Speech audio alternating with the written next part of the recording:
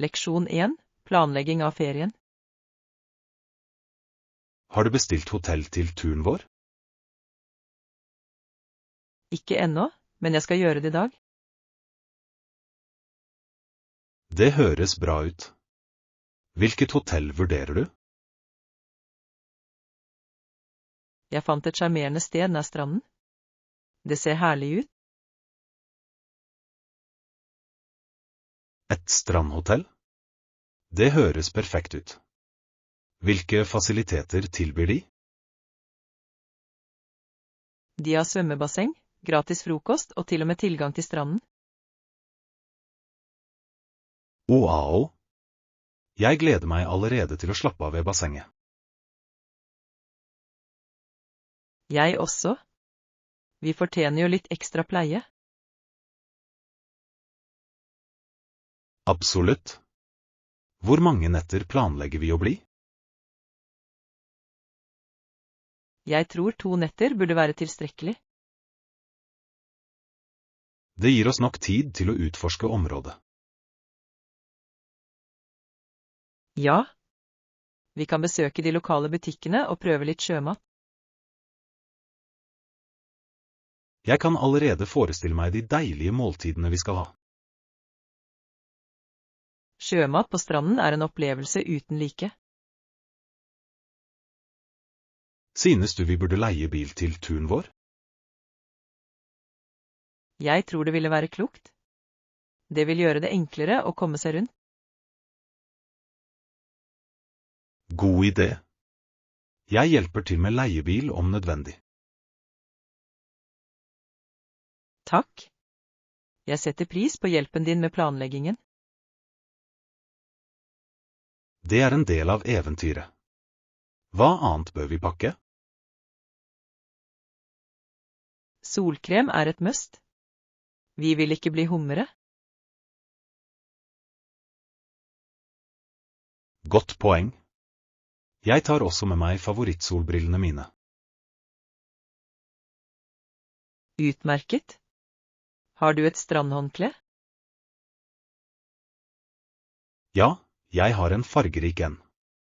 Den vil lyse opp stranddagen vår. Jeg gleder meg til å se det. Når planlegger du å bestille hotell? Jeg skal gjøre det rett etter samtalen vår. Perfekt. Jeg håper det fortsatt er ledige rom. Jeg har tro på at vi kommer til å sikre en god avtale. Med din optimisme føler jeg meg også trygg. La oss gjøre denne turen uforglemmelig. Leksjon 2. Det ødelagte TV-dilemmaet. Det er gode nyheter om at TV-reparatøren kommer snart. Jeg håper det kan fikses raskt. Jeg vil gjerne se noen programmer i kveld. Jeg også.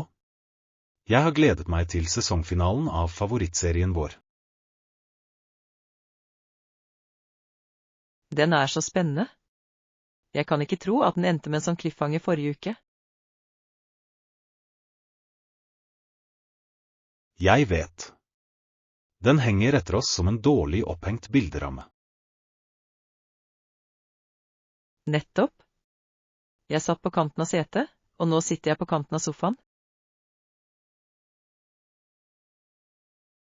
Forhåpentligvis kommer reparatøren før showet starter. Hva skal vi gjøre hvis han er forsinket? Bare stirre på den blanke skjermen? Kanskje vi kunne underholde oss med noen brettspill. Brettspill? De kan være ganske konkurransepregede. Sant nok, men de kan også føre til noen morsomme øyeblikk. Som da du ved et uhell veltet spillebrikkene sist?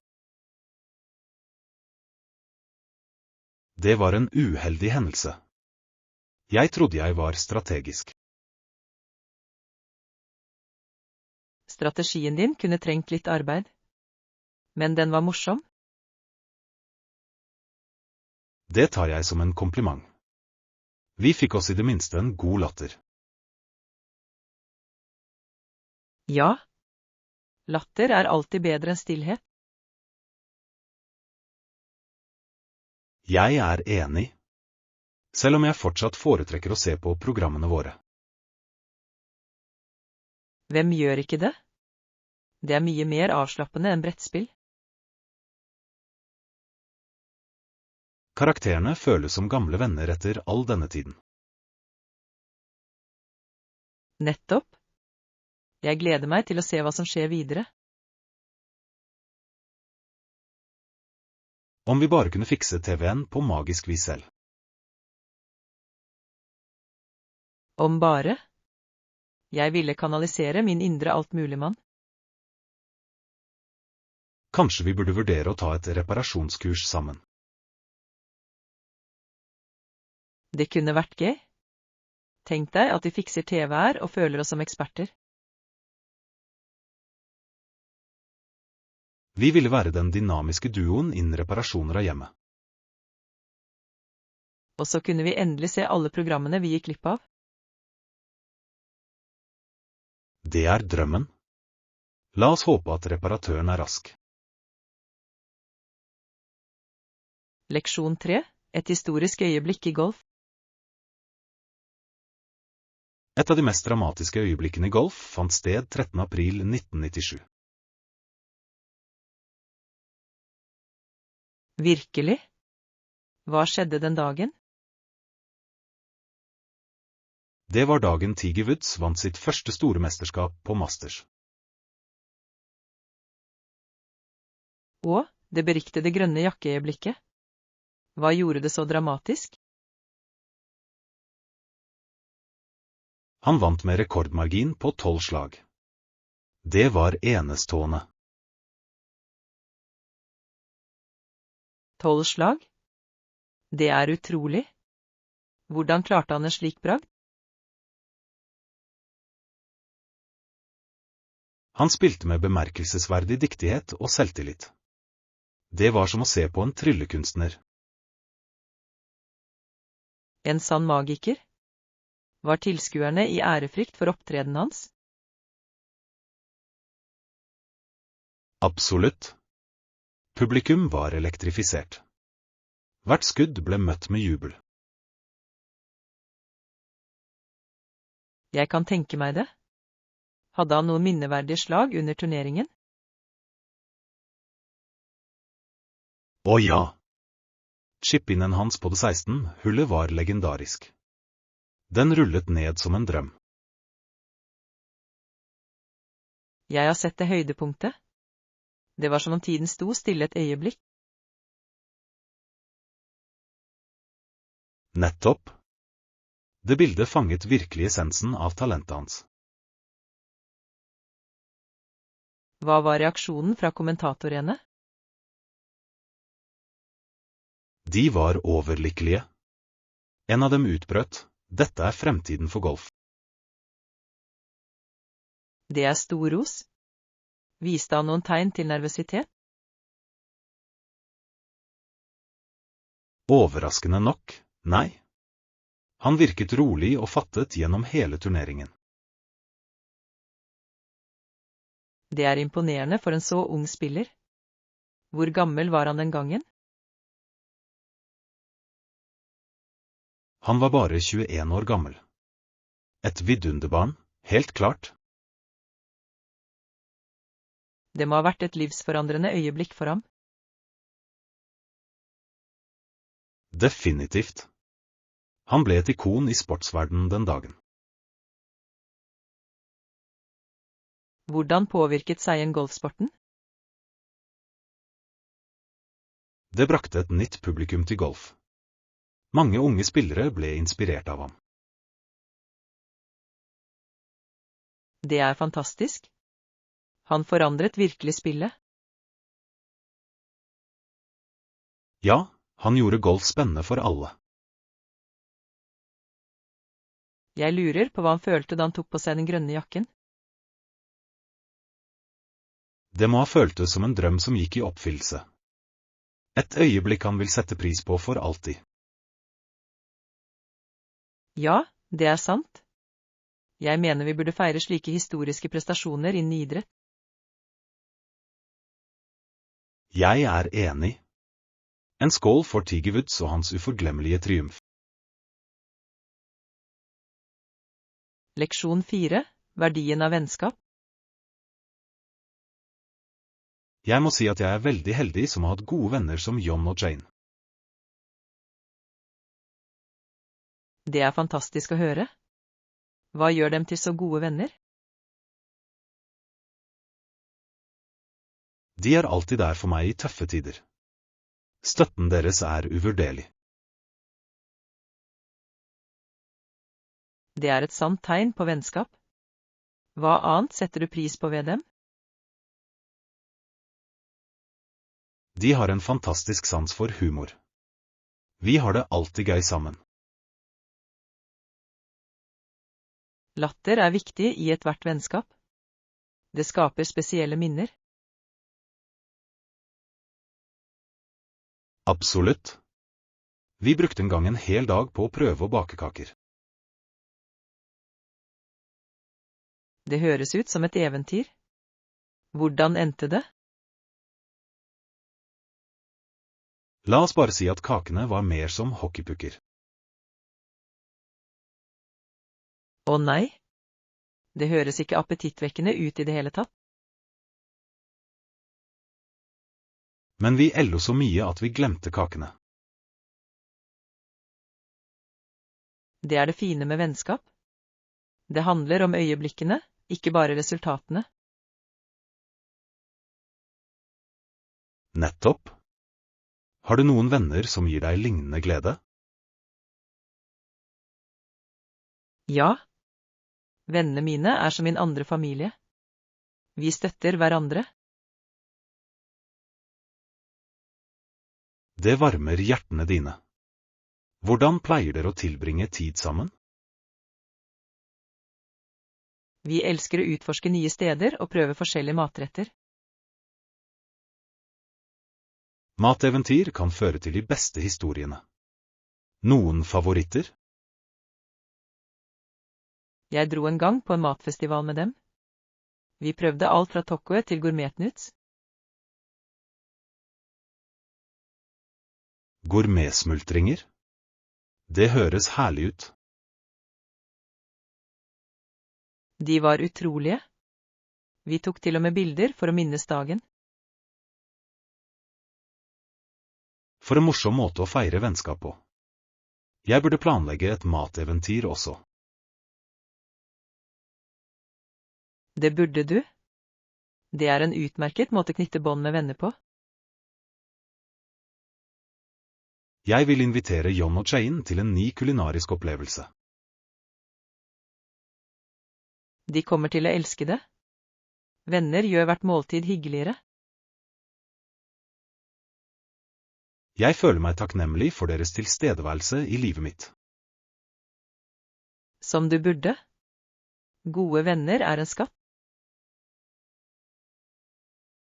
La oss heve kaffekoppene våre for vennskap. Leksjon 5. Lage hjemmelage pizza. Jeg gleder meg til å lage vår egen pizza. Har du oppskriften?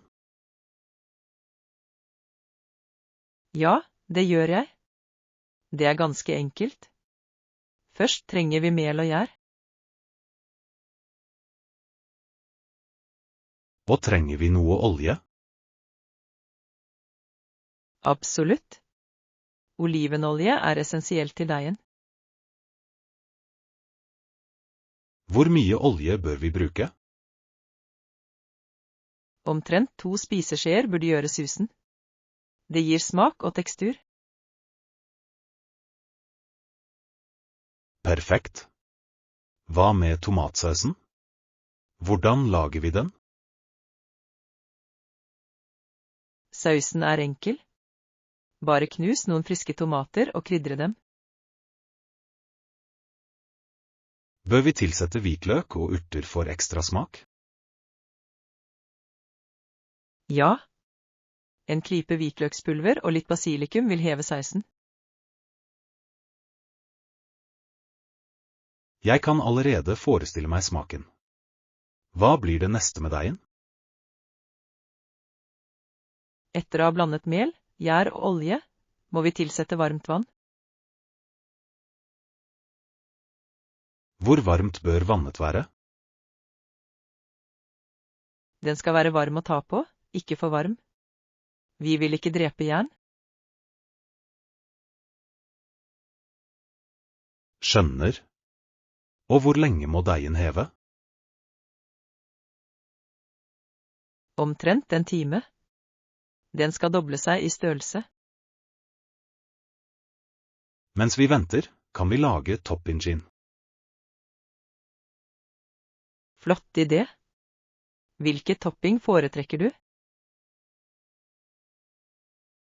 Jeg elsker pepperoni og ekstra ost. Klassiske valg. Jeg liker paprika og oliven. Vi kan lage halvparten av hver. På den måten blir alle fornøyde. Nettopp. Samarbeid gjør pizzadrømmen til virkelighet. Jeg er spent på å se hvordan det hele blir. Jeg også. Hjemmelaget pizza er alltid en godbit. Og det vil være mye bedre enn å bestille fra en restaurant. Jeg er enig. I tillegg kan vi tilpasse det slik vi liker det. Jeg håper vennene våre vil like det like mye som oss. Det vil de. Hvem elsker vel ikke pizza? La oss begynne å lage deigen. Leksjon 6. Måenkaos. Jeg husker en gang da moren min rev puten min av hodet. Å nei. Hva skjedde så? Hun begynte å kile meg nådeløst. Jeg klarte ikke å slutte å le. Det høres ut som en scene fra en komedie. Hvordan reagerte du? Jeg skrek. Greit, jeg står opp. Slapp hun deg, eller fortsatte hun å kile? Hun fortsatte å kile. Det var hennes måte å sørge for at jeg våknet på. Det er en smart taktikk. Mamma pleide å synge høyt for å vekke meg. Synging? Det må ha vært interessant. Interessant er en måte å si det på. Hun var ikke en stor sanger. Hun prøvde i hvert fall. Jeg kan se for meg at du holder for ørene. Absolutt. Jeg ville tryglet henne om å slutte. Og lyttet hun noen gang? Sjelden. Hun elsket å se meg vri meg om morgenen. Høres ut som mødrene våre hadde lignende strategier for å vekke oss. De var nådeløse. Jeg savnet noen ganger de fredelige morgenene. Jeg også. Nå setter jeg pris på de stille stundene med kaffen min. Kaffe er den voksne versjonen av en morgenvekker. Nettopp. Det er min nåværende måte å håndtere morgenet på. Hva ville du gjort hvis moren din prøvde den kilingtaktikken nå? Jeg ville nok le og sagt, hva driver du med? Og så antar jeg at du ville bli med henne på kile. Det kan bli en kilekamp. En familietradisjon gjenopplivet. Det høres herlig ut. Det gjør det absolutt. Kanskje vi burde ha en kilekrig selv. Det skal jeg ta som en utfordring. Bare husk, jeg har mange års erfaring. Leksjon 7, slektstrid. Jeg har tenkt på familien min i det siste. Det var brødre og søstre der, inkludert en adoptert bror. Det høres ut som en fantastisk familie. Hvordan kom dere overens? Overraskende bra. Vi hadde vår del av søskenrivalisering, selvfølgelig. Rivalisering er en del av det å vokse opp. Har du opplevd noen morsomme hendelser? Å ja. En gang hadde vi en kjempeputtekrig. Det utviklet seg til en full kamp. Putekrig? Det høres kjempegøy ut. Det var helt til vi ved et uhell knuste en lampe. Å nei? Hva sa foreldrene dine? De var mildt sagt ikke fornøyde. Men de kunne ikke la være å le. Det er en flott historie. Hvordan var det å ha en adoptert bror? Det var spesielt. Han ga familien vår et unikt perspektiv. Jeg kan tenke meg det. Følte dere alle nære til tross for forskjellene? Absolutt. Vi støttet alltid hverandre, uansett hva. Det er det familie handler om. Hadde du noen familietradisjoner? Ja. Hver søndag hadde vi en stor familiemiddag. Det var kaotisk, men herlig. Jeg kan se det for meg. Hjalp alle til med matlagingen? Vi prøvde. Men la oss bare si at noen av oss var bedre enn andre. Jeg kan relatere. Matlaging med familien kan føre til morsomme øyeblikk. En gang forvekslet noen sukker med salt. Resultatet var uforglemmelig. Og kjære, søtt og salt er ikke en anbefalt kombinasjon. Nettopp. Men vi lo det bort og gjorde det til en del av familietradisjonen vår. Det er disse minnene som binder familier sammen. Ja, virkelig. Jeg setter stor pris på disse øyeblikkene.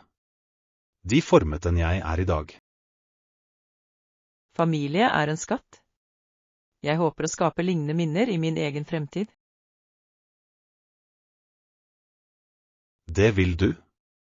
Med kjærlighet og latter kan alle familier blomstre. Jeg gleder meg til å dele flere historier etter hvert, så vi får flere familier. En herlig hilsen til familien, i alle dens vakre former. Leksjon 8, flyplasseventyret. Hørte du den kunngjøringen? Ombordstigningstiden nærmer seg. Ja. Kunngjøringen sa at ombordstigningen starter om 10 minutter. Fantastisk. Jeg er klar for denne ferien. Jeg også. Jeg gleder meg til å kjenne solen i ansiktet. Hva er det første du vil gjøre når vi ankommer? Jeg vil dra til stranden med en gang. En svømmetur høres herlig ut. En svømmetur er det. Men først må vi komme oss ombord i flyet. Greit. Jeg håper det ikke blir noen forsinkelser.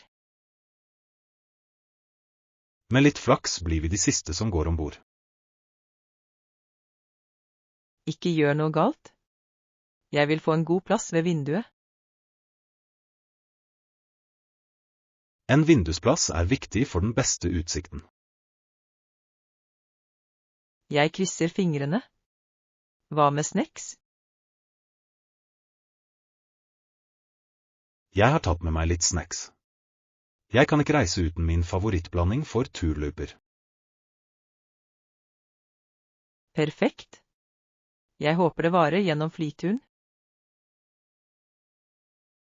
Hvis ikke, må jeg sjarmere flyvertinnene for mer snacks. Lykke til med det. Du er flink med ord.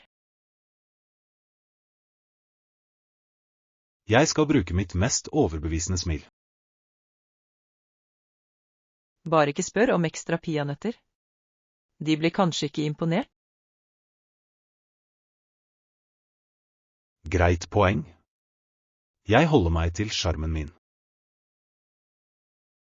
Hva skal du gjøre under flyturen? Jeg kan se en film eller ta igjen litt lesing. Utmerket valg. Jeg kommer nok til å høre på litt musikk. En herlig plan. Vi kan begge slappe av før eventyret vårt begynner. Ja. Jeg kjenner at spenningen allerede stiger. Jeg også. La oss holde et øye med ombordstigningsporten. God idé. Jeg er klar til å starte denne reisen. Her er vår kommende ferie. Leksjon 9. Kulinariske eventyr. Har du prøvd noen lokale retter i løpet av turen? Ja, jeg smakte den tradisjonelle fish and chipsen på en restaurant ved sjøen. Fish and chips? Det hørtes herlig ut. Hvordan var det? Den var sprø og gyllenbrun. Fisken smeltet i munnen min.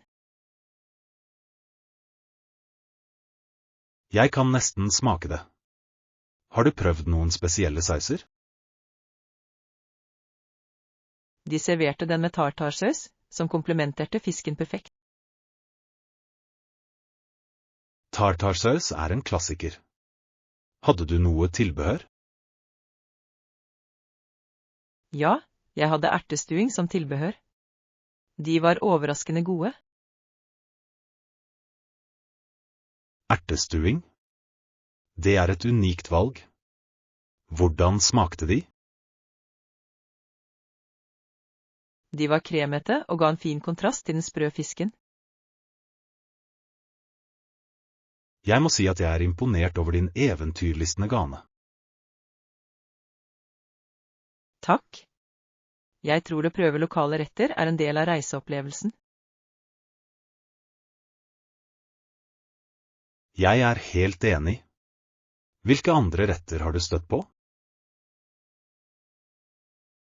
Jeg prøvde også en tradisjonell lapskaus. Den var mettende og smakfull. Gryterett høres trøstende ut. Hvilke ingredienser var i den?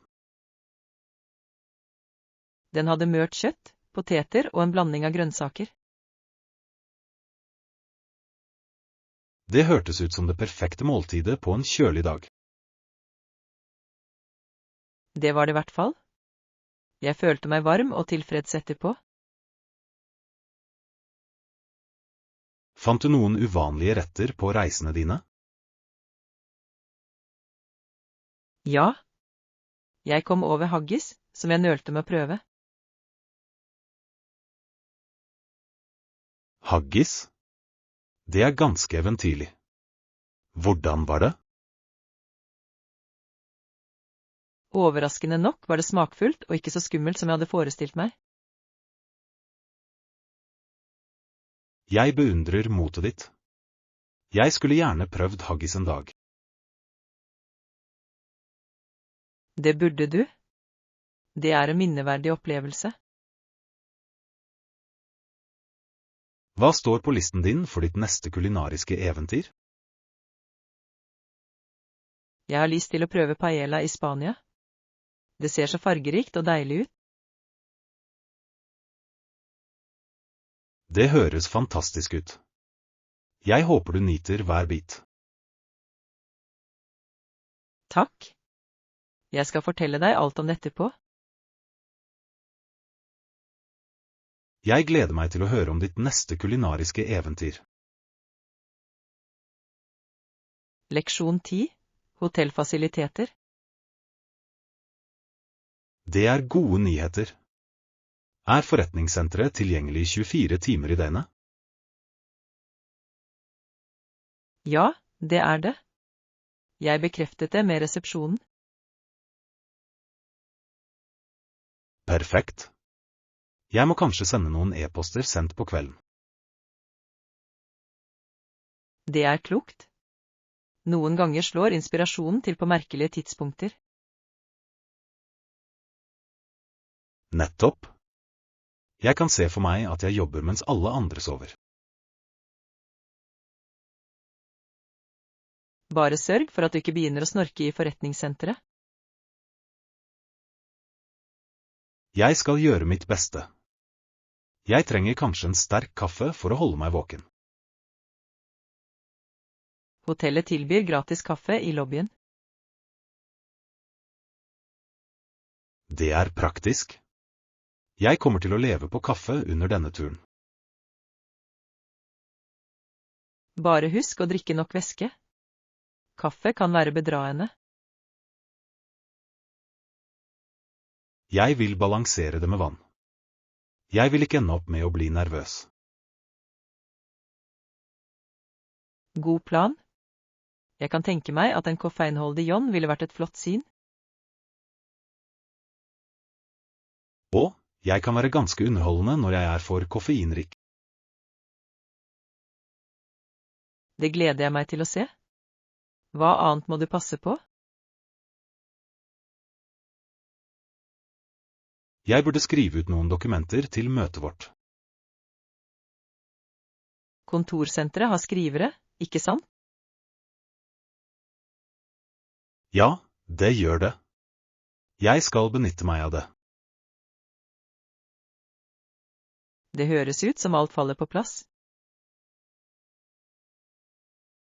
Ja, virkelig. Denne turen ser ut til å bli produktiv. Og hyggelig. Har du noen planer for etter møtene? Kanskje vi kan utforske nærområdet. Jeg har hørt at det finnes flotte restauranter der. Utmerket idé. Et lite eventyr etter jobb skader aldri. Jeg er enig. Det blir en fin belønning for en travel dag. La oss få mest mulig ut av tiden vår her. Ja. Skål for vellykkede møter og herlige middager. Leksjon 11. Gleden ved fleksibilitet.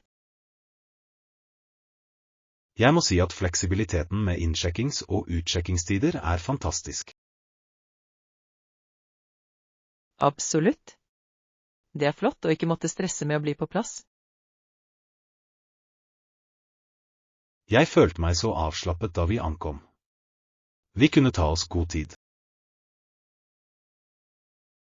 Nettopp. Jeg hater å føle meg stresset over rekke det i tide. Og vi fikk sjansen til å utforske hotellets fasiliteter først. Ja. Bassengområdet var herlig. Jeg kunne tilbrakt hele dagen der. Jeg er enig. Jeg likte å slappe av ved bassenget med en god bok. Og det beste av alt? Vi trengte ikke bekymre oss for å sjekke ut tidlig. Sant nok. Vi kunne nyte frokosten vår uten å se på klokken. Når vi snakker om frokost, har du prøvd pannekakene? Det gjorde jeg. De var lette og luftige. Jeg kunne ha spist 3. 3? Det er imponerende. Jeg klarte bare 2, men de var deilige. Jeg burde ha invitert deg til å dele. Mer pannekaker, mer moro. Neste gang skal jeg holde deg til det. La oss ikke glemme kaffen. Det var den perfekte starten på morgenen. Absolutt. God kaffe utgjør hele forskjellen. Jeg lurer på om alle hoteller tilbyr slik fleksibilitet. Det hadde vært fint om de gjorde det. Det gjør reisingen mye morsommere. Jeg håper at vår neste destinasjon har samme policy. Ja. Jeg skal undersøke det før vi bestiller. En klok idé. Vi fortjener å reise uten stress. Ja, det er sant. Fleksibilitet burde være en standard innen gjestfrihet. Jeg kunne ikke vært mer enig. Måtte det bli mange flere hyggelige opphold. Leksjon 12, fjellstien. Ja, det er en vakker sti i fjellet omtrent en time unna. Det høres fantastisk ut. Har du gått tur der i det siste? Det gjorde jeg forrige helg. Utsikten var fantastisk. Hva slags landskap møtte du? Det var frodige grønne trær, glitrende bekker og fantastiske fjelltopper. Oao. Det høres ut som en perfekt flukt ut i naturen. Det var det virkelig. Luften var frisk og forfriskende. Møtte du på noe dyreliv underveis? Ja. Jeg så en hjortefamilie som beite på en eng. Så hyggelig. La de merke til deg? De var ganske nysgjerrige, men virket ikke redde. Det må ha vært et magisk øyeblikk. Det var det. Jeg satt stille og så på dem en stund. Jeg kan forestille meg hvor fredelig det føltes. Det var det virkelig. Jeg tok også noen flotte bilder. Jeg skulle gjerne sett dem. Jeg skal vise deg senere. Hva med deg? Har du utforsket noen stier? Ja, jeg gikk en annen tursti forrige måned. Det var utfordrende, men givende. Hva gjorde det utfordrende? Det var bratte partier som krevde klatring. Jeg følte meg som en fjellgeit. En fjellgeit? Det er et flott bilde. Jeg måtte klatre litt, men utsikten på toppen var verdt det. Hva så du fra toppen? Jeg kunne se dalen nedenfor, og til og med en innsjø som glitrer i det fjerne. Det høres utrolig ut. Jeg elsker følelsen av mestring etter en fjelltur. Ja, det er noe spesielt med å nå toppen. Planlegger du å gå tur igjen snart?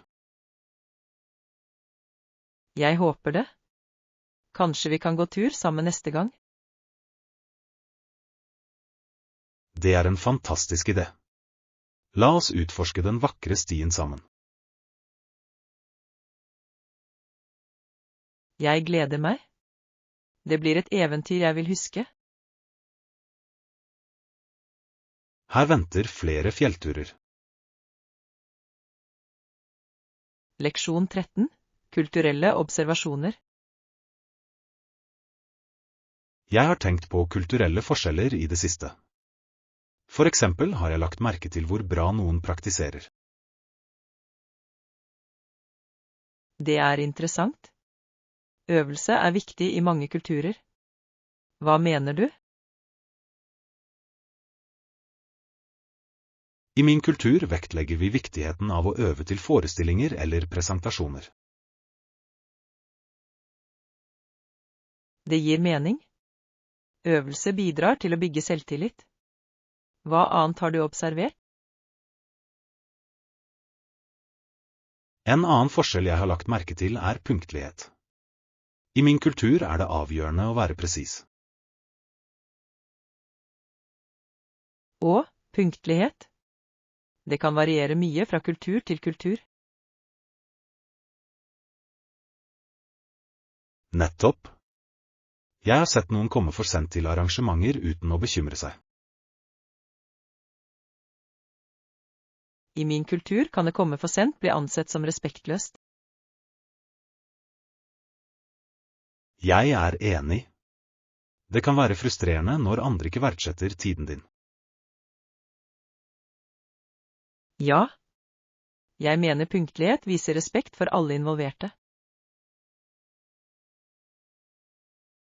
Hvordan håndterer du situasjoner der noen er forsinket? Jeg prøver å være forståelsesfull, men jeg føler meg ofte engstelig når jeg venter. Jeg kan relatere. Jeg foretrekker å komme tidlig og være forberedt. Samme her. Det gir meg tid til å slappe av før arrangementet starter. Hvilke andre kulturelle forskjeller har du lagt merke til? Jeg har lagt merke til at noen kulturer er mer uttrykksfulle enn andre. Uttrykksfull på hvilken måte? I kommunikasjonsstiler. Noen bruker gester og følelser fritt. Det er fascinerende. I min kultur har vi en tendens til å være mer reserverte. Jeg synes det er interessant. Det kan noen ganger føre til misforståelser. Absolutt. Jeg tror at å forstå disse forskjellene hjelper oss å få bedre kontakt. Helt sikkert. Det er en del av læringsopplevelsen. Jeg liker å utforske disse kulturelle nyansene sammen med deg. På samme måte. Det beriker våre perspektiver på verden. Her er ventet flere kulturelle oppdagelser på reisen vår.